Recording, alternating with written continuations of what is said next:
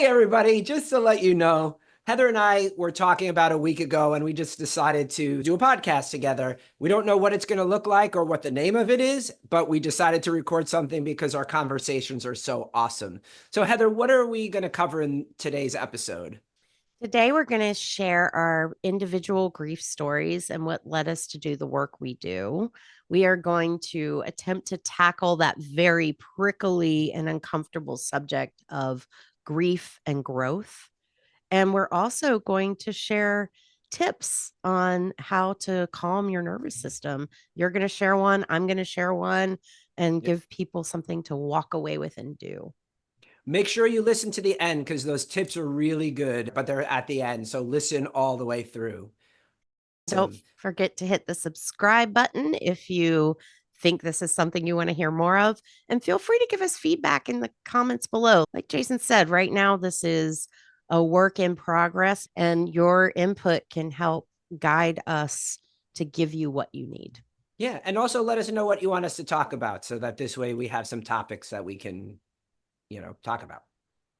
And maybe by the time you're hearing this, we'll have a name. That would be great. All right, on to the episode. Well, welcome to the podcast that has yet to be named, but for now, we're going to call this Heather and Jason Talk About Grief. And we're doing this because we feel, well, I'll say why I'm doing it first, Jason, and then you can share Sure. yours.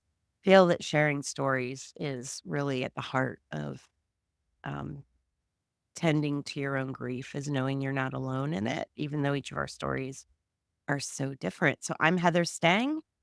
And I'm And Jason Wendroff-Rawnicki. And the reason that I'm doing this, Heather, is just because for a very long time, I didn't tell my story. I kept my story really tight inside me. I don't want people to feel that they need to do that. As a bereaved sibling, and I'll tell you more about my grief story, I just didn't feel like I had any space to tell my story. And then I couldn't tell my story because I had to be present for my parents and be strong for them. And that really affected my ability to be vocal about the bereaved sibling experience. I identify myself as a bereaved child from suicide loss as my first loss. And very similar, like talking about my grief, even recognizing my own grief, understanding that that's what I was feeling wasn't even really, I think, in my conscious mind in the way it would have been had I been an adult. And so I too found it very powerful for myself and also for people who have had a loved one die by suicide once I was able to vocalize it and share that story. So let's start with you. Let's start with your origin story, shall we say, Sure. of your grief work. Well, and that's a perfect word to use, origin story, because I feel like I've had the superhero's journey throughout my grieving process because as I said, I didn't want to heed the call to doing this kind of work until many years later. I turned away from it and then I kind of got back to it later on down the line.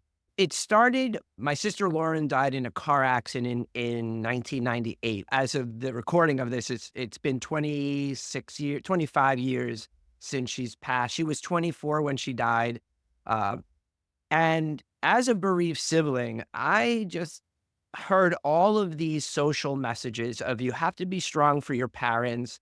You have to be the rock now. How are your parents doing? And nobody even paid attention to how I was doing. And so for many, many years, I didn't even think that I had grief to deal with until my life started to go a little bit sideways and I was holding everything inwards and it was just not serving me in any way, shape, or form.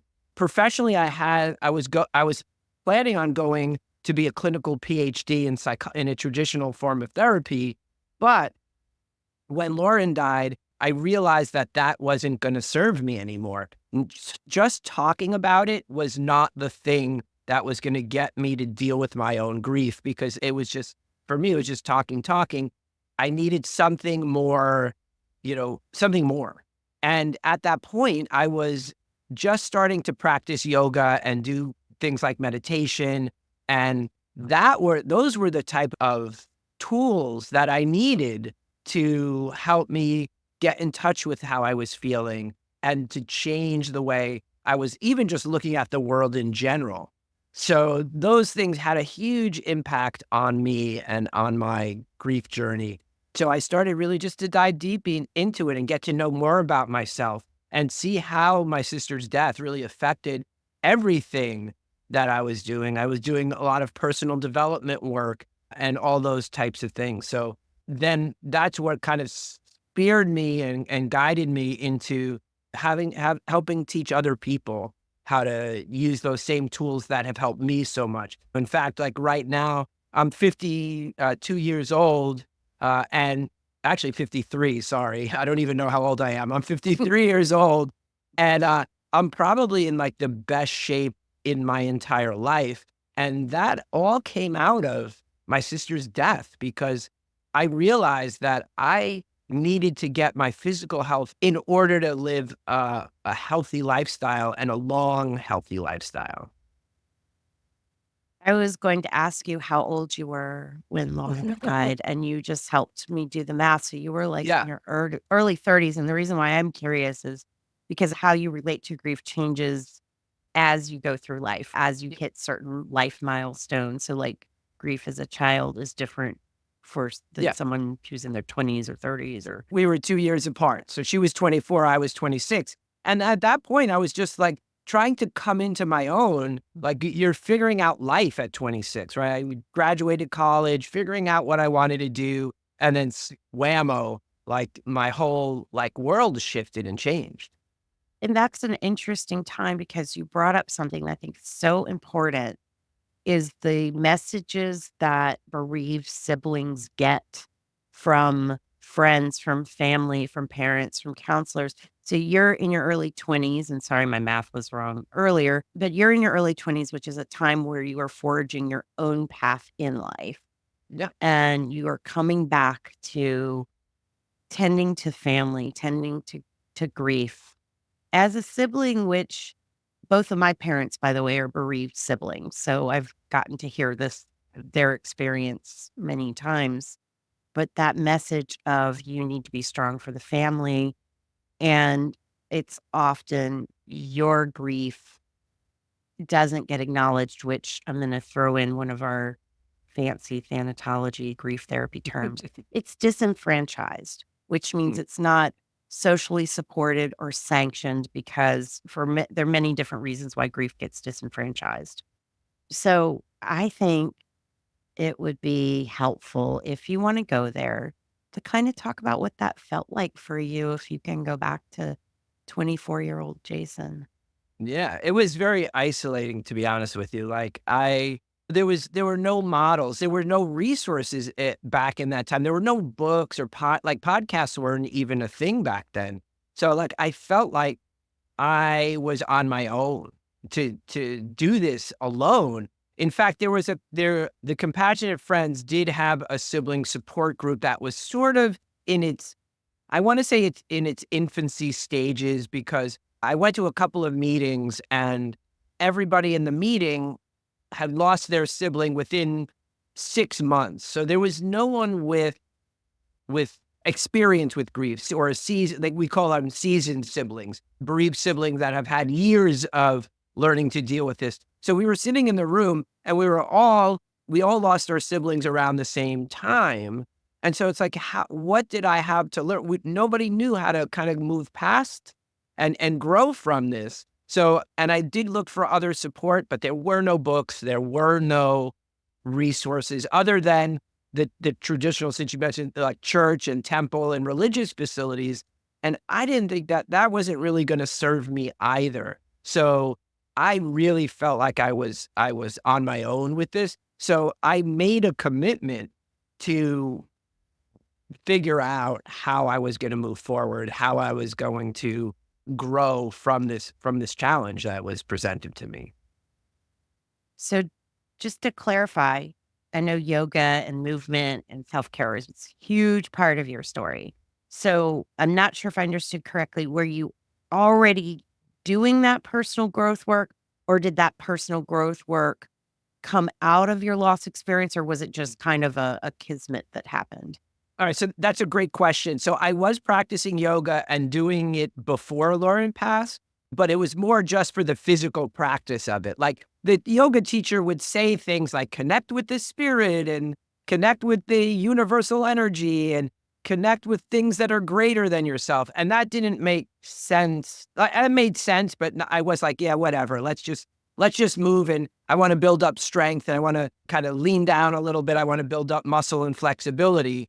But it wasn't until Lauren passed that I was like, oh, right. The universe, the big picture stuff, getting beyond yourself. That's when it started to speak to me, because it didn't in the beginning. I was going to yoga at my gym as a form of workout, not as a form of spiritual practice. And then once she passed, I began to understand that yoga is that spiritual practice. It is the thing that can connect you to things that are larger than yourself. So it was yes and yes. It was before, but the intentionality changed. That's kind of part of the origin story, right? Is the Yeah. shift in perspective, that call to action of Yeah. what do I do now? Because that's a big question so many of us have when a major loss happens is what now? I'm glad you were practicing and had that awakening, so to speak. Even though I wish, of course, you didn't have to have an awakening because Yeah. of Lauren's death. That goes without saying. And I think it's always important to say, I know you and I both are all about kind of a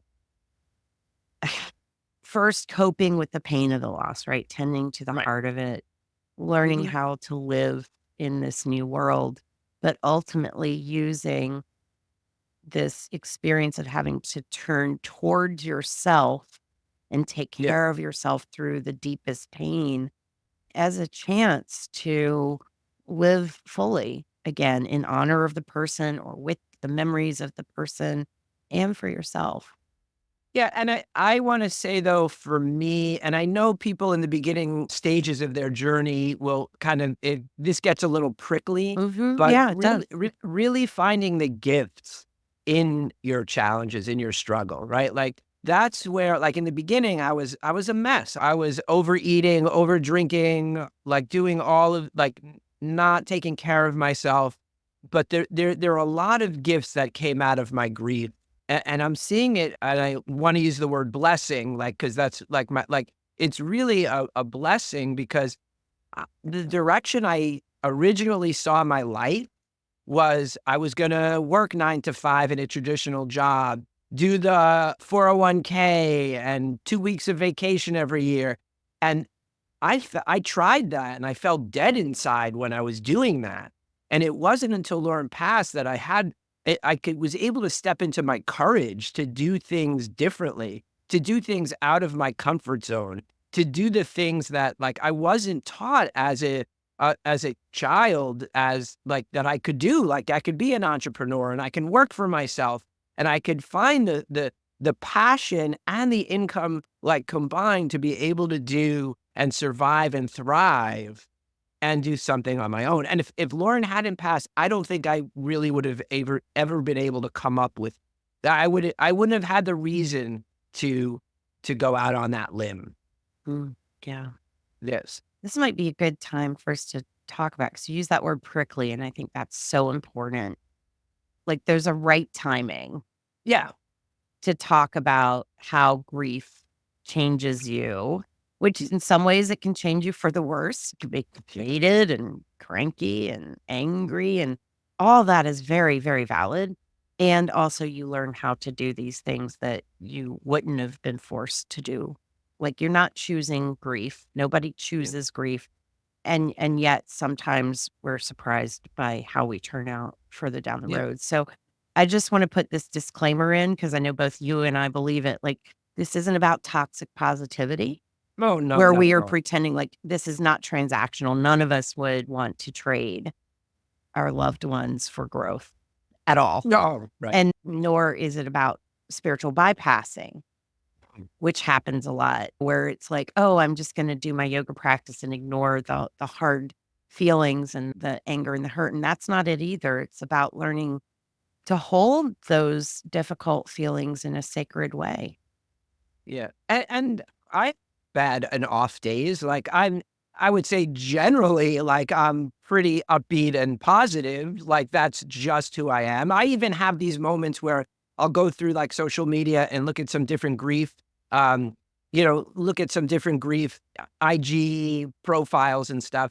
And people are really being transparent and emotional and upset. And I get, and I kind of judge myself. I'm like, well, but I'm not there now. Like, like I can't, right? Like I can't, I want to be maybe be able to go back to access that, but it's not where I am. And so there is like this journey that happens. Yeah. And I think that's the right timing thing and so important. I'm going to give a quick anecdote and I'll try to leave names out. I had a client who had attended a community grief group, and the facilitators of that grief group were like on day one, even though they had been Oh, facilitating the group for over a decade. mm, Their grief was presenting as though they had just gotten the news. mhm. This was very unsettling for my client who's thinking in 10 years and 20 years, am I going to be as hurt and angry and upset and in pain as I am today? What kind of a life is this going to be for me? Mm. And I think there can be a fear that if we make a shift, like you have over many decades in work, right? You've done Yeah. so much to get to this point where you can talk about Lauren and smile, you know, Yes. and you can talk about her and remember the love, and you think more about her life than her death. Yeah. And there can be a fear, I think, for people early in grief that if they get to the point where, say, you are, that it means they don't love or they don't remember or whatever. That never happens, does it? Like, No, no, it never. just shifts. It's like the sphere turns and you go from where you're thinking about the worst times. You still miss them Yeah. and love them, but you'll never forget them. Well, and in fact, the more like as soon as I shifted my work from just being into like the professional realm, I actually felt closer to Lauren than I felt close to her than I felt in a very long time. Wow. Because now my branding is all about her. Like my logo is a little bee, and that was her Hebrew name. And so everything that I do in the grief space is to connect with her and to tell her not just my story, but to tell her story too, because it's what I've learned, but she has been an integral part of that. And so taking that, but there was a transition point where that wasn't always the case. It is now, but it took a long time to get there. And that's why you're such a good facilitator and guide, is because your heart is very connected to this. It's not most of us in this professional grief world, however we show up, the majority of us are doing it with our loved ones alongside of us. 100%. Yeah. And it's just not like when I hear some of my bereaved siblings talking in the groups about, and there are even some therapists that haven't gone through it and may understand grief, but when you know it on like a deep level, it just changes. It brings it to a whole new depth. Yeah, it brings your humanity into it. Hmm. Yeah. Yeah. Yeah. So tell us a little about your grief story, Heather. Well, mine started in 1977, which was a really, really long time ago because we're now in 2024. And I was 7 years old, just to give you some math. And my mom came into the elementary school, and this was in October. And I just remember walking down this long hall, like they pulled me out of school, which, when you're in elementary school, that's just weird. I was a good kid, by the way. I wasn't being sent to the principal's office. And we walked outside, and she knelt down and told me that my Uncle Doug had killed himself, which was remarkable in many ways. One, it was remarkable to me that that could even happen. And I'm not saying that I quite understood what that meant yet because I was 7.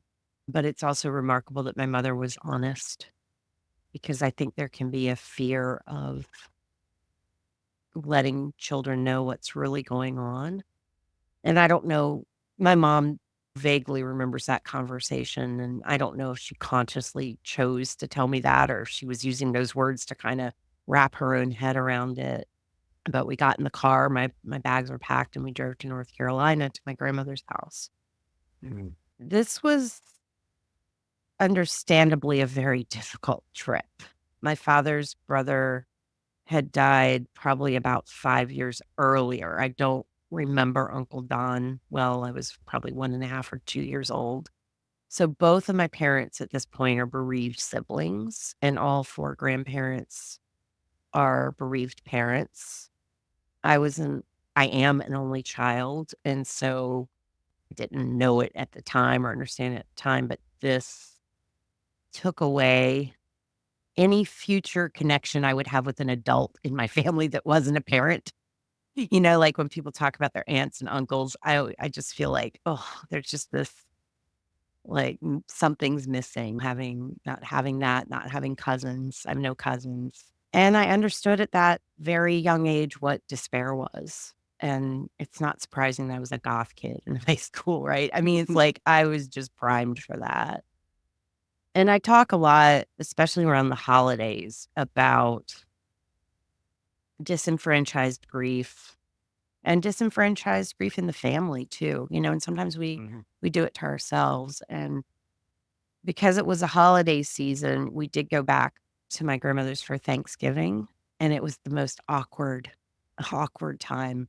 My grandmother did the whole Southern meal.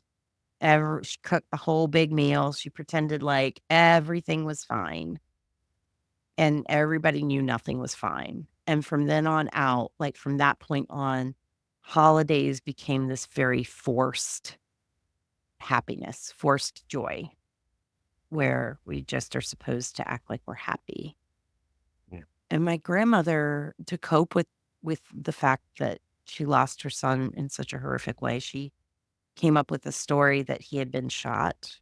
He'd been robbed at gunpoint. That was her story. Mhm. And she believed that the rest of her life. Like, at first, I know she Wow. didn't believe it, but eventually she told that story so often she believed it. And there's so much I can share about being a child and grieving. There's a way to allow a child to talk about their grief without hitting them over the head with information they don't need, asking them questions, but also not pretending like everything's okay when it isn't.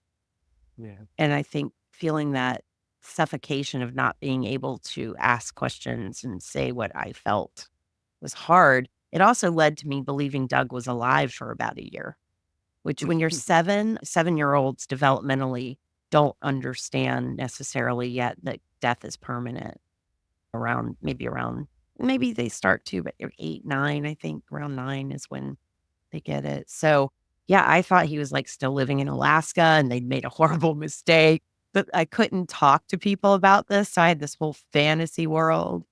But what happened is basically I never talked about that grief because it wasn't modeled to me how to talk about it, and so I just learned to stuff it. Yeah. Went on about my life, did the normal things people do, thought I was gonna either be a ballerina or an astronaut when I grew up, had no idea I'd Yeah. become a thanatologist, a grief therapist, right? Like, Yeah. it's not like that's what happens. But eventually, like you, I found yoga. My story is a little different. I wound up I started a web development company in the mid-90s, and I was way too young to know how to manage my stress, and I hadn't been given skills there. So I wound up developing shingles, which my nurse practitioner at the time said, "You need to get your stress under control, go try yoga." Yeah. Which in the mid-90s, most people weren't saying that, right? So I taught myself yoga. Again, kinda like you, I was entering it for the health piece, right? I was, like, trying to just get my stress level down, trying to get my body in shape, trying to learn how to breathe properly. But then somewhere along the way, I started reading about the Yoga Sutras and the ethics of yoga, and discovered altruism. Like, I don't think I had an I don't think I had a I mean, people say this isn't true. I look back though, and I'm just like, wow, I was really a self-centered, like selfish, me. I laugh because I so identify. Like it was just all about me.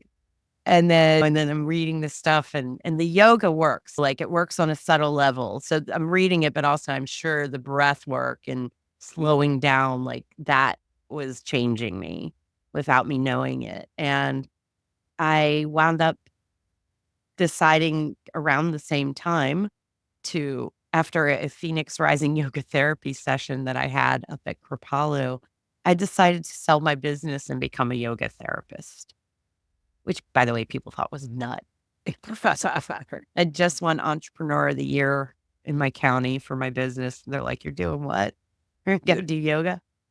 And when I decided to do the yoga therapy training, I wanted to do something both good for the world, but I was also terrified. I was terrified what happens if one of my clients is suicidal. And I didn't know what to do with that. So I decided to enroll in a suicide prevention course through my local hotline, suicide prevention hotline. And I wound up volunteering and working on that hotline for 7 years, which, gosh, talk about having your person close to you. Like every caller for me, most of the callers aren't actually actively suicidal, right? Usually. Occasionally they are. And the way I could show up again and again is I'm showing up for Doug. Yeah. I remember one time my grandmother goes, "I think it's so nice what you're doing for those people who call you." I remember her story of him Oh being yeah. robbed. And I just said, well, I'm doing it for Doug. Yeah. It's very important to make sure that we like bring out suicide as just talk really transparently about it, because I think for many people it's a thought that goes through our head at some point, like what's the purpose of being here? And not to say that we have a plan in place, but it makes you think that you're crazy when you have these different thoughts of like, what happens if I would end it all? And we want to make sure that people out there that have those thoughts, you're not alone, and you have to get the help and the resource and use resources that are available to you. Yeah. And I think one of the things that I always want people to know is that the people on those calls, the people who answer the phone, which, by the way, I just feel ethically and heartfully, I want to say 988 in the United States is what gets you to the suicide hotline now. You just can call or text 988. But there are people like me on there who genuinely care. Like it's people who genuinely care and who genuinely have empathy, because I think that was a big part of it too, is dropping the shame around it, right? Yeah. Is caring deeply. And I've certainly had ideation in my life. I mean, I've gotten close to a plan. I think that having the experience I have has probably been what's kept me here. Having the resources I have, having 988. So that work is what led me to be really a grief therapist, was doing that work and learning about the field of death, dying, and bereavement as an academic study, as evidence-based, not just like what we think might work, but what really works. And also realizing how yoga, because I should back up, when I'd gone up for that yoga therapy session, I had had a really big grief release through yoga practice. We were standing in mountain pose, our arms were overhead. We were just supposed to hold it for as long as we possibly could, and my body just tremored and just sobs, ugly crying and snot happened. And it was my way of acknowledging all the losses that I had been carrying but not acknowledged. So suffice it to say, you don't know what path is going to lead you to your work. But Yeah. that was my path. It started with Doug's death, which I really wish had never happened. I actually had a dream about him 2 nights ago where he actually had still been alive. And we had this really neat conversation about what he'd been doing over the past few years. And Mhm. it was more complicated than that, but it was a really beautiful dream. And my work with my bereaved clients keeps me close to him too. Yeah. And I love the way you started your story with when you found out about Doug's death, because I mean, when you were telling that, I was automatically remembering when I found out about Lauren's death. I mean, my wife and I were traveling in Cape May and we were on vacation, and I got a full, like were bike riding around the town, and then we came back to the bed and breakfast, and the proprietor is standing on the porch, and I can even see, as I'm telling you, I can kind of see it even in my own head. And this is 25, 26 years later, that I could visualize him sitting on the porch with the phone in the hand and a note saying to call your parents. It's urgent. And then picking up the phone and calling my folks, and then just hearing my mom screaming in the background, and my dad's like, Lauren's, I thought it was my grandmother, but they're like, nope, Lauren's dead. And I was like, oh, like, and I just went white. And thank God my wife was there. Like I lost all color in my face, and I just felt like all the blood drain. And so, right, we all have, doesn't matter how long it's been or how soon it's been, those initial memories are going to stay with you probably for I mean, I'm imagining it's going to be with me for the rest of my life. The thing is, it doesn't have the emotional charge. Like, I can tell the story without breaking down and getting really super emotional about it. Right, right. And part of that is the difference between a traumatic memory and a normal memory. A normal memory does degrade Yeah. over time and Yeah. doesn't have that quite strong emotional charge. Again, for those listening, doesn't mean you don't stop loving. It just, Right. you love different. And I think it'd be interesting to kind of shift to our professional lives now, because one of the questions I get asked all the time, and you probably do too, is when people are like, "Oh, what do you do?" And you're like, "Oh, I'm a grief counselor," or whatever, however you say it. And they're like, "Wow, that must be really hard. I don't know how you do it." Yeah. I get that, right? I think about that with like first responders and all sorts of other jobs where I'm like, "Oh my gosh, that must be really hard."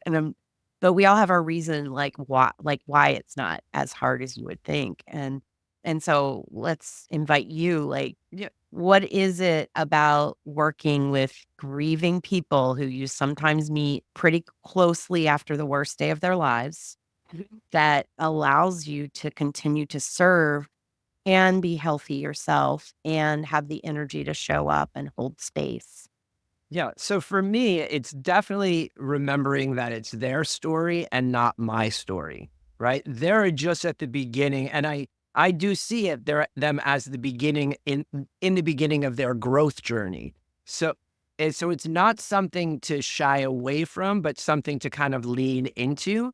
And in the beginning, that pain is, I know, is so overwhelming that it's hard to lean into it, but it's through that leaning into it that you're going to come out the other side. And so for me, it's, once again, just remembering that it's their journey. They're in the beginning steps of their growth journey. And it's not for me to take on personally, because I think what happens is, especially if you're not in the professional world, you hear someone's grief story and you kind of make it your own or intertwine it with your own story. And I keep the two stories very separate, so that this way I have my experience, I have my growth experience, and I can help guide them on their growth experience as well. Yeah, that's a really interesting thing about the brain and true compassion. It actually requires us to have our own identity and allow the person we're helping to have their own identity so that Mhm. we can stay grounded and present. And it doesn't mean you don't care. You do care. Yeah. No, And I right. think there's a trust in there, right? There's that, like you said, you see them on their growth journey. it's your worst day or close to it. You have no idea how you're going to get through this, but you, Jason, you know that they're going to Yeah. they're going to adapt, and Yep. they're going to learn new skills, and they're going to learn a new way to love. Right. And I don't know how my clients are going to get through the journey either. Like it's not that I have a plan in place. But really accepting where they are at and help God. And I know that they are going to get through it. I think that's the key, is that I don't know how, but just that they are. Yeah. Yeah. That's kind of what motivates me. Like, in my grief group, people tend to stay around for a couple years, which I don't want that to sound scary, because it's not like they come in on day one and for 2 years they're feeling the same level of intensity. It's just that for a period of time we're working on the grief, and then at some point they start to work on the who am I now, Yeah. and how do I weave this into my life, right? And it's Mhm. because of my experience, and I'm sure for you too, the experience of seeing people survive and do more than survive, but actually transform, that we know, even though today you were showing up looking at yourself going, how? And I Mhm. agree. Like, I don't know which of the many practices I'm going to teach is going to be like the magic practice or combination. And Yeah. sometimes I'm so surprised by it. They'll have so many different breathing techniques and yoga techniques, journaling techniques, expressive arts, also behavioral techniques, like go do something you've never done before when you don't know what it's going to be.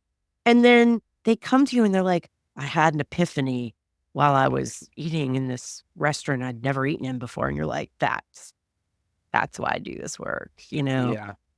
So, Yeah, and I yeah. think then also everyone's grief journey is so unique. And I think, people, they say that there's no hierarchy in grief, or they don't compare in grief. But the reality is they do. We do. We compare. We're human beings. Like but the idea though is that everybody's journey is so unique. So I'm always amazed at when I give them a tool and then they adapt the tool after they start practicing it for a little bit. And then they'll come back to me and say, hey, I know you told me to do this, but I thought this would work better. And now it's really changed the way I look at things. I'm like, that's totally cool. I'm totally down with that. If you find a way of adapting it to work for your individual situation, totally fine. And what works for one person will not work for another person. I know we try to compare ourselves, but comparison is always the thief of joy, for sure. Yeah, it really is. And it's also the thief of action sometimes Yeah. too. Mm. I love what you're saying about when people go and modify. There's a thing that I learned when I was studying Phoenix Rising yoga therapy that I'm sure is other places, but for me, I always associate with that.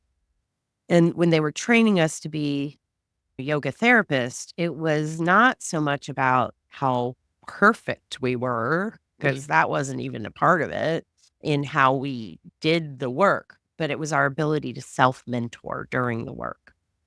What worked? What didn't? What do I need to modify? How can I show up next time and be more present?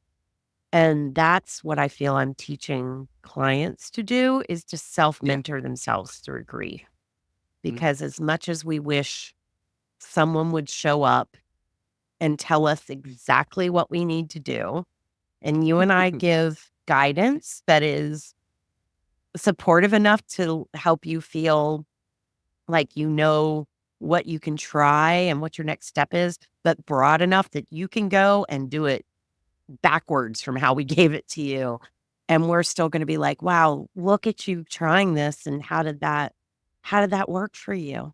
Because there's Yeah. a mystery to this too, right? Yeah. Well, and I even love when people don't do the things that I recommend, right? Because and for me, I'm like, all right, well, let's look at why this either you didn't do it or it didn't work. Let's look at that. And it's not that one thing is better than the other. It's just that we have to get that data. Like for you, for an individual, like what is it that's going to motivate you? What's going to get you to do things differently? And when you don't do it, causing, because what we don't do is just important as what we do do. Truth. Yeah. Yeah. And sometimes I'll do a group and give an exercise, whether it's movement or journaling, and someone will come on, they'll be like, I just slept the whole time. And it's like, tell me more. I'm exhausted. Okay. Yeah. You listen to yourself, right? Like Yeah. that was a good use of time Yeah. if that's what you need. Yeah. So, but again, processing it so that it doesn't just become a habit of avoidance or whatever. But Right. Once we hit to take a look at it, if it's a second time, then it's a behavior, right? Like, right. Yes. Pattern. a pattern. So Yeah. I love that. I love that kind of stuff, because I had a client one time. She was in a meeting and got really upset and stood up and kind of like had this outburst, and she stormed away. And she was a little nervous to tell me because she kind of lost her cool for a little while.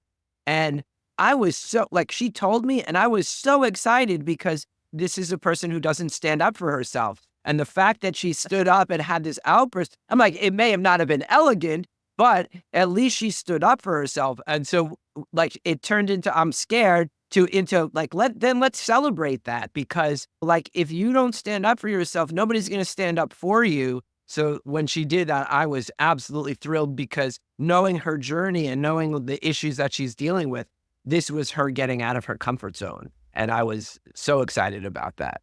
Right. Yeah. And then listening to like the repercussions of that, like, it's changed everything in this organization that she was working for, where now she's not doing everything. So it turned out to be the absolute right. Like, sometimes you think the thing that's the worst thing, it actually is the absolute right thing that you need to do. As long as you're safe. There's a saying that we use sometimes in my grief group, and it's, grief is not finishing school. Yes, we're learning tools to quote unquote cope. Yes, we're learning self-care. Yeah. But this does not mean that we can't be messy and angry and pissed off, because grief is, somebody said the other day, it's not fair. And I'm like, where is the fairness in grief? It is not a fair situation. What can help with that is learning things you can do for yourself.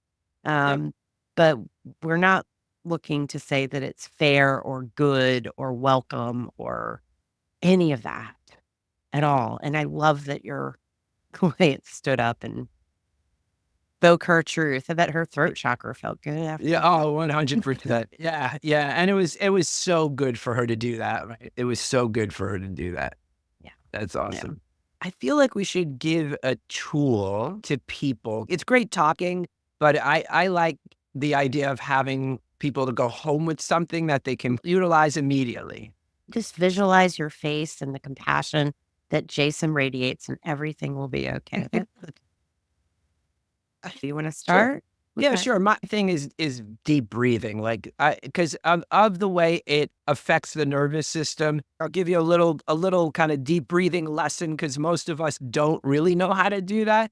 And my favorite thing is to bring a hand on the belly, a hand on the chest, closing your eyes, and then just as you inhale through the nose and exhale through the nose, just feel your body move, right? So just take a couple of deep breaths, just breathing, bring a hand on the belly, a hand on the chest, close the eyes, bring your awareness inward, and then just let your belly expand, let your chest rise as you inhale, and then fall as you exhale. And just do about 3 or 4 more deep breaths.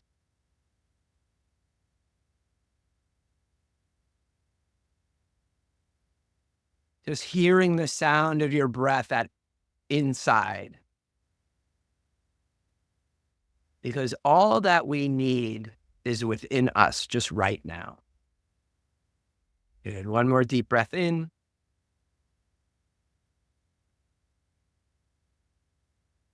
Good. And then just notice how you feel. Notice how it shifted, right?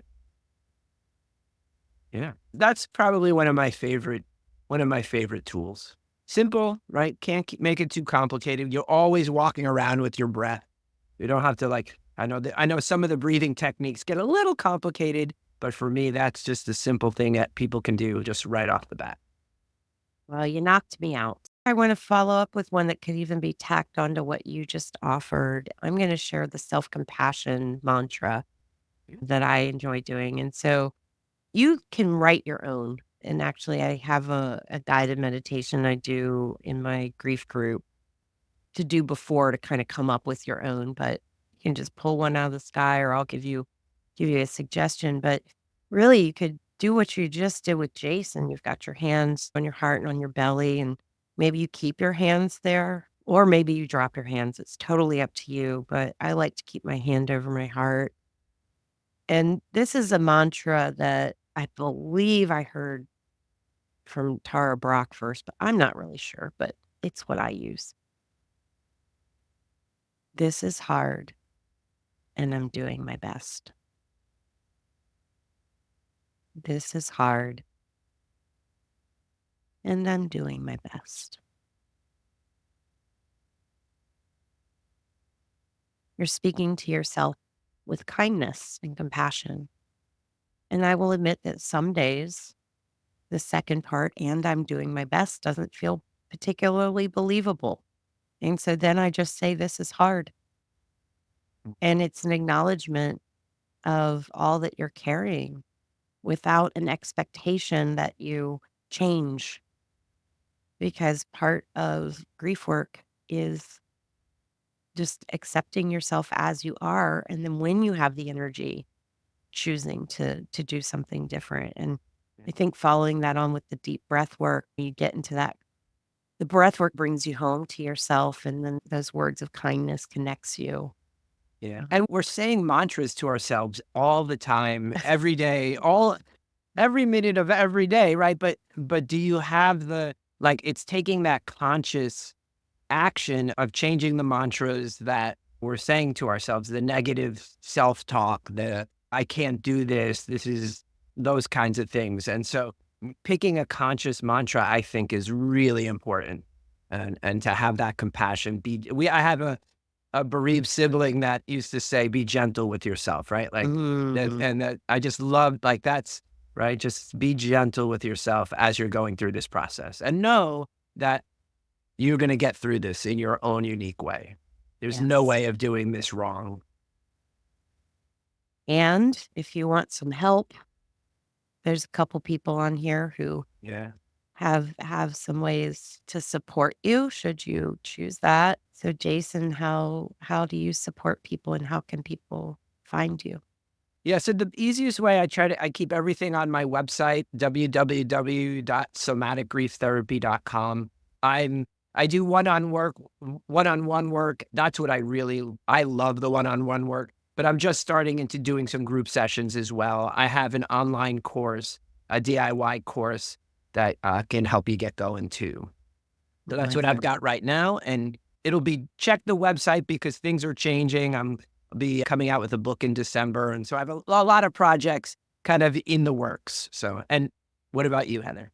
Well, first, I just want to say one of the group I run is for all types of loss. So whether you're a bereaved parent, sibling, child, friend, it's open to you. But I want to say this.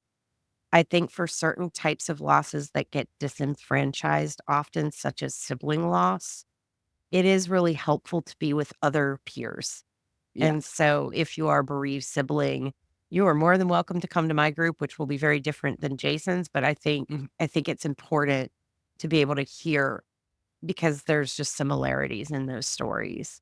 Yeah. And just for clarity too, my private work is just for grief in general. And the group that I'm forming is also for general grief, but I do have a sibling only peer support group. So there is a whole community, not just myself, but I have a couple of other moderators that do other meetings. So there's weekly meetings, to be honest with you, for bereaved siblings. That's also available through my website. You can go see that it's a free peer support group for bereaved siblings. Right. And yes, you do all sorts of loss, but I just think your sibling work is so important. Yeah. So let's see. I am at heatherstang.com, and I can help in a variety of ways. I have how many books out? I'm sorry, we're right before a launch in a couple weeks. So I'll have 3 books available. Living with Grief is my 8-step mindfulness and grief system for working through loss. And then From Grief to Peace is a guided journal, if you're into journaling, that follows that same 8-step system. And then my new book is called Navigating Loss, and that is for non-death loss, but it also can be helpful for people who are grieving the death of a loved one because you have other losses that you face as well. And that book really is about tending to those disenfranchised and invisible losses like caregiving or divorce or financial troubles. But where I do my best work is definitely in my online group, which is called Awaken. And if you go to heatherstang.com and click on the grief support group button, you can go there and there's a 7-day free trial. That also has a self-guided course. That eight-step process is in there with guided meditations and videos, as well as a whole bunch of other mini courses like how to journal, how to deal with your bedroom if you lost a spouse or if you're not getting good sleep.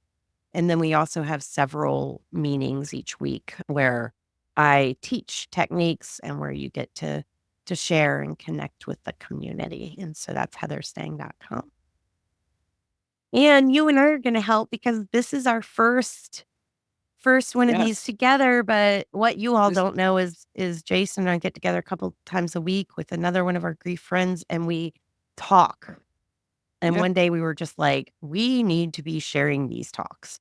And Yeah. so Yeah, they get deep. they do get deep. They need Yeah. to be shared. Good stuff is spoken by all. And I'm just grateful for people watching to the end. Yeah. And hopefully you want more. If you do, hit the subscribe button and keep coming back. Yeah. Jason, any closing remarks? No, this was amazing. Like I'm really glad that we just decided to go for it, right? Without like take the next what's the next step that you need to take, right? Like, and I guess that's a lesson for everybody out there too, right? Like you don't need to like it's great to have a plan and it's important to have a plan, but it's just taking what's the next step that you need to take, even in your grief journey. What's the next thing? Where's the next place I need to go? Where's the next step? What's the next step I need to take? It's like, how do you win a 1,000-mile race one step at a time? Beautiful. Your next doable best step. Yep. All right. Thank you all. Thank Thanks, you. Jason. Bye. Bye.